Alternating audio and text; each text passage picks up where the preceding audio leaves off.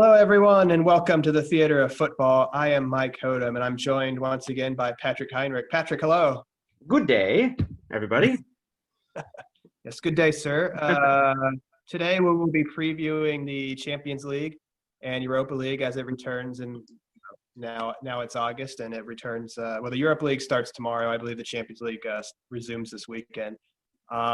But first, we're going to do a brief little preview of United's return leg, second leg against Lask, a tie that we lead 5-0 from the first leg.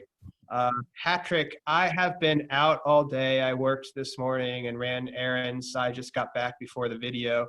But I understand you watched Ole's press conference, and there was a surprise guest.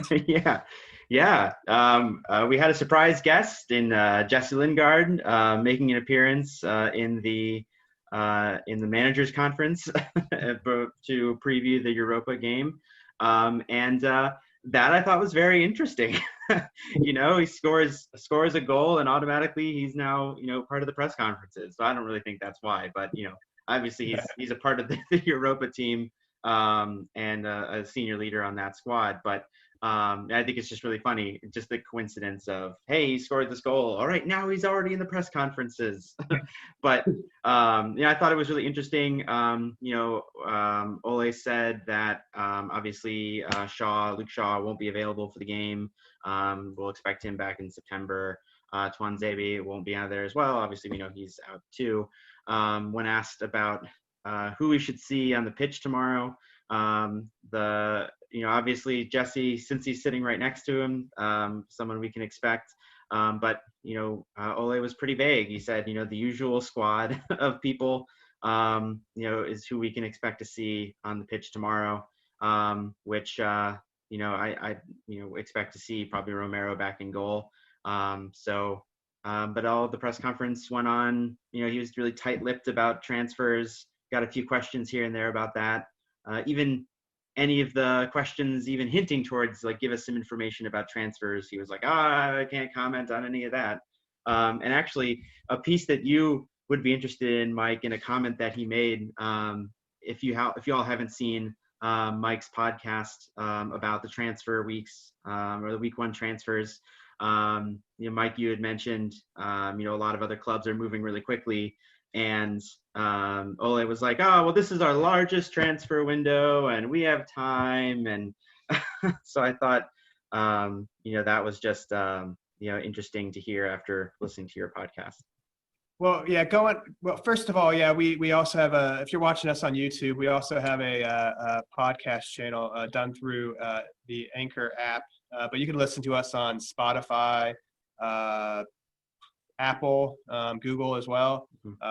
There's probably a good half dozen different podcast outlets out there that we're on now. So we do have some extra little tidbits on there. And last week I was talking about this first week of the transfer window, and I just kind of gave my opinion of what I think is happening and what's going to happen with United. And so, yeah, him saying that doesn't surprise me. I think he wanted the Sancho deal done by now, but he has to say that. Yeah. When Mourinho was in charge, he didn't have to say that. Mourinho said whatever the heck he wanted, but Ole's going to toe the company line, for lack of a better phrase, not start any trouble internally, at least via the media. He might go to Ed and be like, what the heck's going on? But he's not going to do that. But yeah, Jesse was there. So that means he'll probably captain the squad tomorrow. I really don't expect to see anybody. You mentioned Romero. I expect to see him in goal. I think Fred and McTominay would probably be smart to bring them back in the midfield to try and bring them back into form and get them some match sharpness. But I would be shocked if Bruno or Pogba especially, if they're even on the bench. I'm sure they'd want to play, but it's not when we're 5-0 up. And I was going to say Rashford and Martial too, but I kind of expect at least probably one of them will be on the bench. Mhm.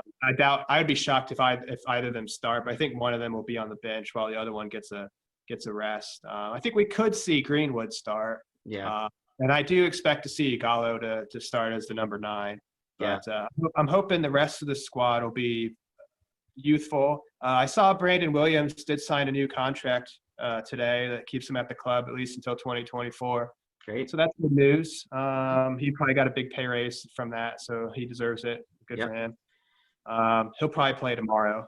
Yeah. I'd like And, to see Juan Mata out there again. I enjoy watching him play, so I'd like to see that. I know that goes against the young squad, but I'd enjoy seeing him. he seemed to fare well in the Europa League this Yeah. year.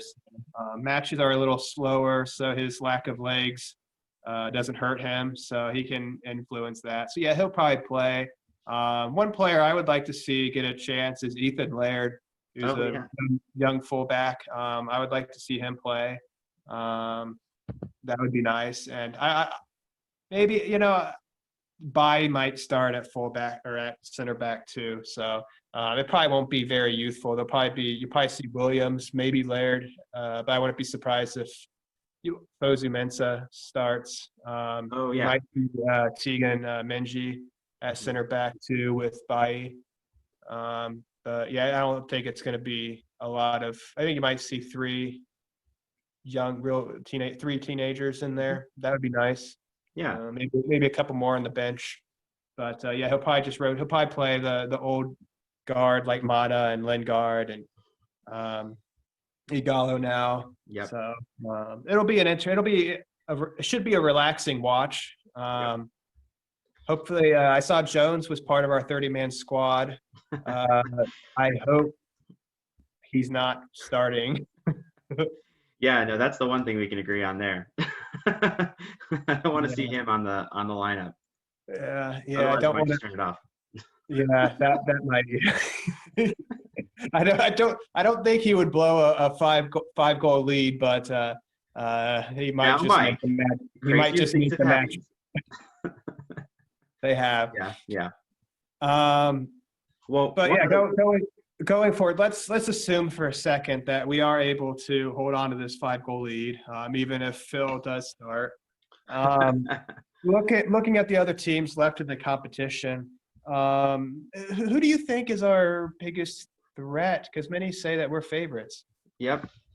Well, I think, and I don't want to, take your thunder about Istanbul, but I think Istanbul is definitely a contender. Obviously, Bayern Leverkusen is definitely a contender as well. I think I don't see much from Wolves. I think that they are. I think they're going to be pushing really hard for a trophy, especially with their Premier League finish. So I think that they might come in, really pushing for and trying to do well, just to get something out of this year with the Europa League. But I think Istanbul or Leverkusen would be our biggest contention. Not Inter.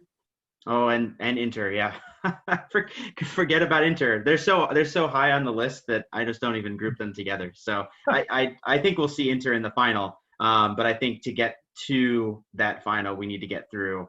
Istanbul is going to be challenging. Yeah, I think.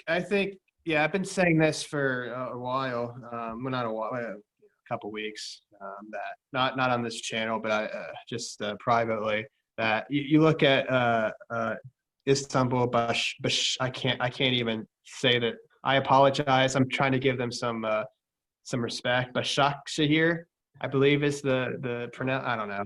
I'm probably wrong, but they just won the Turkish Super League.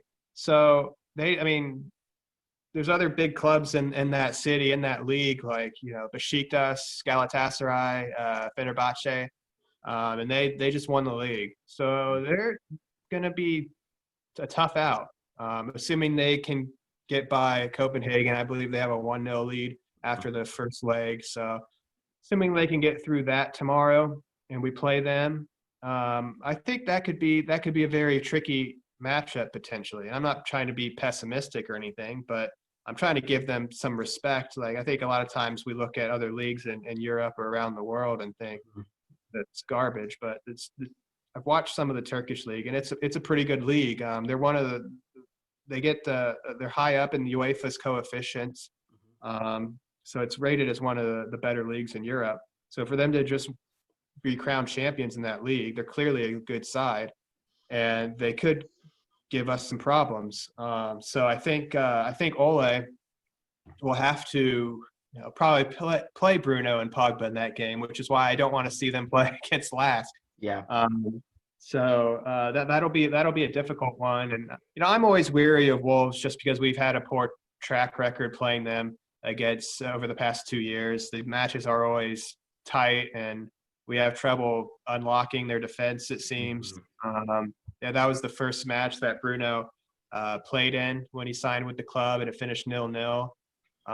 So that could be tricky, and yeah, you look at potentially Sevilla also in that semifinal could be tough. And yeah, looking at that other half, I would think Inter and Bayer Leverkusen, one of them should be in the final. They're probably the two best sides, in my opinion, that are left over there. And Inter just finished second in Serie A, so they'll be in the Champions League like us next year. And I'm actually just really interested to see Wolves in this competition, actually, because if they win it, they're in the Champions League, so they have everything to play for.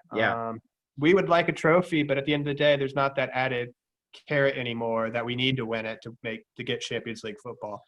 So Wolves, they didn't get Europa League football based upon Arsenal's win over Chelsea in the FA Cup final, but so yeah, they're going to want to win this competition to get the Champions League. So yeah, they're going to have great motivation to do that. Yeah, so it'd be interesting to see how they handle that pressure.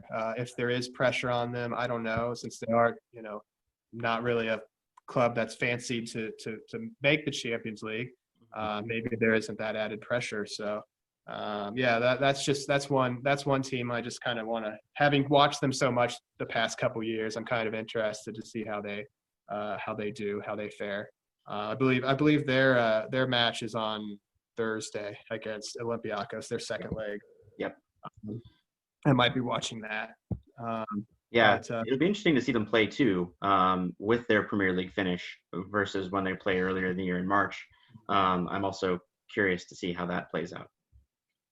Yeah, I thought it was a big advantage to them to have these separated after the lockdown, to have them to be able to focus on the league and then can come into the Europa League and just focus on that, because they don't have that big of a squad. They don't have a big squad like we do. Right. We have a big squad, but it's top heavy. Yeah. But they just don't have that big of a squad overall. So to not have to prioritize any competition was beneficial. And they're probably unlucky to wind up finishing seventh in the league and then missing out on potentially the Europa League next year. But yeah, it'll be interesting to see if they can put together a few good matches and give themselves a chance to be the fifth English team in the Champions League next year. Yeah. Speaking of the Champions League, that's also returning. That, I believe, starts up on Friday, if I'm not mistaken. I believe on the 7th, the second leg. There are 8 round of 16 ties, and 4 of them have finished, and 4 are still yet to finish second legs. And I believe 2 of those 4 second legs are on Friday, and the other 2 are on Saturday.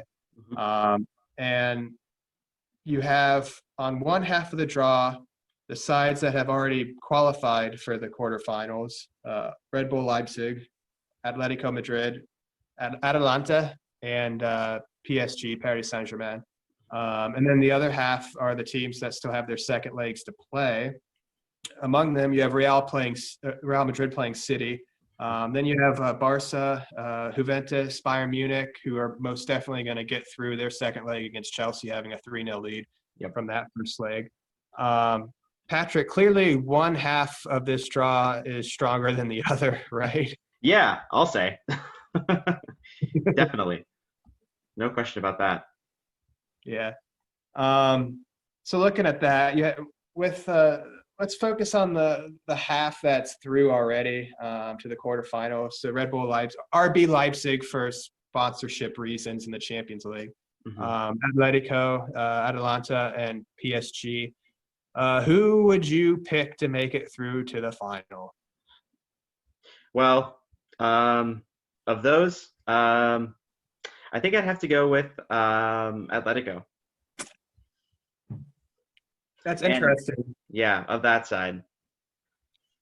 Yeah, that's interesting because I think with this draw, if PSG don't get through, their manager Thomas Tuchel is gone. Yeah, Like when that is this true. draw was made, he probably did not like it because he knew he had to at least make the final. And in all reality, with the big money that's come in a decade ago now, they probably have expected to win the Champions League or at least make a final by now. So Hmm. even without the draw, maybe the expectation would be there from the ownership group. But given their collapse against us last year Yep. in the round of 16, they get through the round of 16, tricky tie with Dortmund, and now they have to play Atalanta, who just finished third in Serie A. They're a Yep. plucky little side. Now, if Jeremy was here and I asked him the question I asked you, he would pick Atalanta for the final because he loves his plucky little Italian sides that punch above their weight. The plucky Italian sides. Yes, That's a good category of interest. yes, that would be if he were dating, that would be on his dating profile. But interests include plucky little Italian sides. Yeah. Read into that what you want. That's true. I'm like you. I actually think Atletico will get through to the final because I just trust Diego Simeone and his ability. Now, I realize they lost a final a few years ago to Real Madrid, but I just think given letting him have a one-off tie like these quarterfinals and semifinals will be, Hmm. he can just park the bus, for lack of a better term, and hit teams on the break like he did against Liverpool in the round of 16. I think that just plays more into his advantage. Hmm. They play Leipzig, and Leipzig have sold their best player. Um, and yeah, I think Leipzig they might be a little bit more expansive. But if PSG are able to get through Atalanta, and I'm not saying Atalanta can't beat PSG because I think that could happen. But yeah, I think Atletico is just going to be in a good position to get through to that final. But on the Yeah. other side, where it's a little bit more, there's still round of 16 matches to be played. What's the team that you're looking at over there? Yeah. I mean, I don't think I think it would be foolish to think anybody else other than Bayern. I think they've really blasted their way through, and they're making quick work of Chelsea. And I can't imagine. Well, I guess I can imagine Barcelona giving them some issue, but I really think they're going to make it into the final. Yeah, assuming Barcelona are able to get through against Napoli, Oh which yeah. I think most people expect them to. Hmm. Do you think it's a disadvantage at all? Because the Bundesliga ended, I want to say, a month a month ago, maybe longer ago now. I think they were the first league to come back after lockdown. Yeah. I know that I think Bayern played a friendly against I want to say Marseille a couple of days ago, and won Oh yeah. 1-0. Is it a disadvantage for them to have not played competitive football for over a month? I don't know.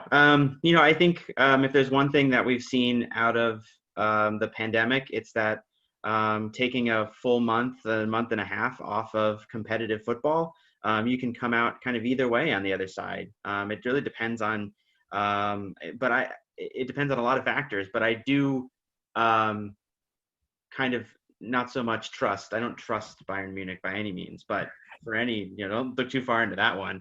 But I kind of trust them to be, come out playing well, and have used that time wisely, during that period. So I think it could be a disadvantage, but I don't think that, the Bayern side will, have that happen.